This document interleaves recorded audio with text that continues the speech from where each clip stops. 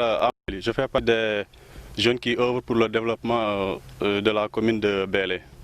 Et nous avons constaté que depuis les indépendances, la commune d'arrondissement de Bélé peine à avoir de l'électricité continue afin de pouvoir se développer. On ne peut pas parler d'émergence sans électricité. Et aussi, on peine à avoir aussi l'autorisation d'ouverture d'un collège de proximité pour pallier au phénomène d'abandon de nos jeunes frères et sœurs dû au manque de tutorat dans les villages où ils sont orientés pour suivre leur cycle secondaire. Sur le plan aussi sur le plan sanitaire, nos postes de santé risquent de s'écrouler sur les malades parce que les bâtiments sont vieillissants. Les bâtiments datent des années 60. Donc nous lançons un appel aux autorités compétentes pour aussi nous aider à résoudre ces problèmes-là. Et aussi, sans oublier aussi, nous réclamons le retour du sous-préfet au siège de la commune d'arrondissement qui est Bélé. Le sous-préfet réside à Kidira et ça ne nous arrange pas. On a des problèmes pour avoir nos documents administratifs. On n'oublie pas aussi de remercier la société responsable des travaux routiers qui tout récemment a fait un don de fourniture aux élèves de l'école élémentaire et aussi ils envisagent de construire un barrage hydraulique pour permettre l'agriculture.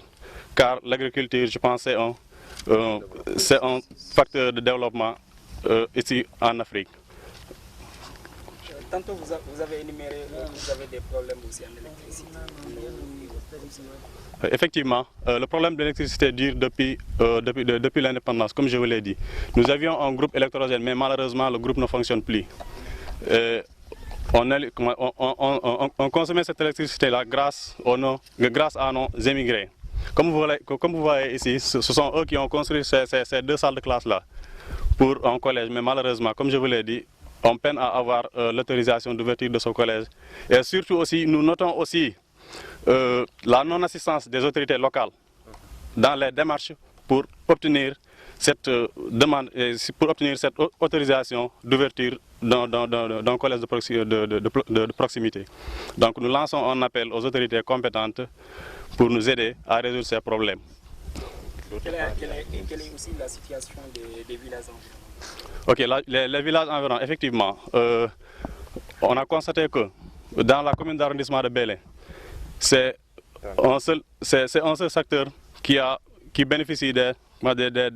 routes de bonne qualité. À savoir, on appelle ça le maillot, mais c'est ceux qui sont les riverains du fleuve. Contrairement aux Djeri, eux aussi, ils ont un problème, surtout sur le plan de l'eau. Ils ont des problèmes d'eau, ils boivent dans les rivières ou bien dans les barrages hydrauliques. Ça, je pense que c'est aujourd'hui, là où nous sommes, c'est inadmissible au XXIe siècle. Mais aussi, ils sont confrontés aussi aux problèmes liés à la route. Ils ont des problèmes pour rallier les villages. Bélé, chef-lieu de commune, chef-lieu d'arrondissement. Dëkk bi mu ngi couvrir 36 villages ak 4 hameaux. Kon dëkk bi di Bélé ñu ngi ñaan état bi mu jàppale ñu suñu courant bi nga xamante ni ñu ngi koy xaar ay at takkut mu jàppale ñu courant bi mën a takk. Fil bi nga xam ne mooy fil eutation jaar na fi ba léegi courant bi mënul wàcc ci dëkk yi ñu ngi naan ñu jàppale dëkk yi courant bi wàcc ci parce que waa dëkk bi dañoo sonn. Li nga xamante ni mooy suñu njàng mi suñu élèves yi nga xamante ni am nañu entrée en 6e bàyyi école ngir ñàkk collège parce que mooy ñoo nekk 36 villages amuñu collège fi nga xam ne mooy dëkk bi di 16 bi fii mooy 16 commune bi fii mooy 16 arrondissement bi ba léegi dëkk bi amul collège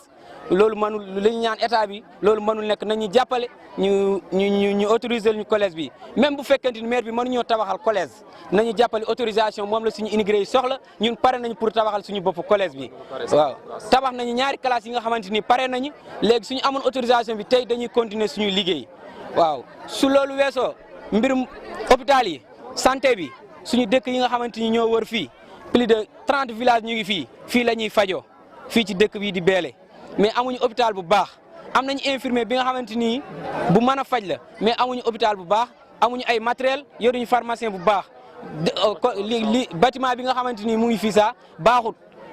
dañoo mujj immigré yi ñoo mujj tabax benn appartement pour infirmier bi dëkk ci waaw bâtiment bi yàqu na depuis ay at kon ñu ngi ñaan état bi ñu bàyyi ci xel bu baax ñu defaral la ñu hôpital bi am courant parce que tey jigéen bu daanu ci guddi gi mbaa nit daanu boo ko yóbbee ci hôpital bi da ngay dem jëndi lampe torche moom la ñuy defee sinon docteur bi amul lu muy niitee am dëkk bii di Bélé 16 communes 16 arrondissement dépassé na guddi nga yóbbu malade di dem jënd ay lampe torche loolu dañuy ñaan loolu su loolu weesoo suñu dëkk bii di Bélé suñu sous-préfecture bi depuis 1966 la Bélé nekk arrondissement ba fi ñu nekk nii suñu sous-préfet gisuñu ko dañuy dégg ni Bélé mooy 16 arrondissement mais sous-préfet bi nekku fi Kidira la installé ñu ngi ñaan sous-préfet bi nag mu ñëw installé wu fii di Bélé mu ñëw nekk ci dëkk bi liggéey ak ñun loolu la ñuy ñaan bu loolu weesoo ñu ngi naan li nga xamante ni mooy état bi ñu jàppale ñu réseau bi amu fi dëkk bi pour boo même boo amee appel urgent nga am malade tey bu malade amoon ci hôpital bi ñu war a woote Kidira il faut que ñu dem yéeg ba ci kaw terrasse pour ñu mën a am réseau di woo ambulance pour mu ñëw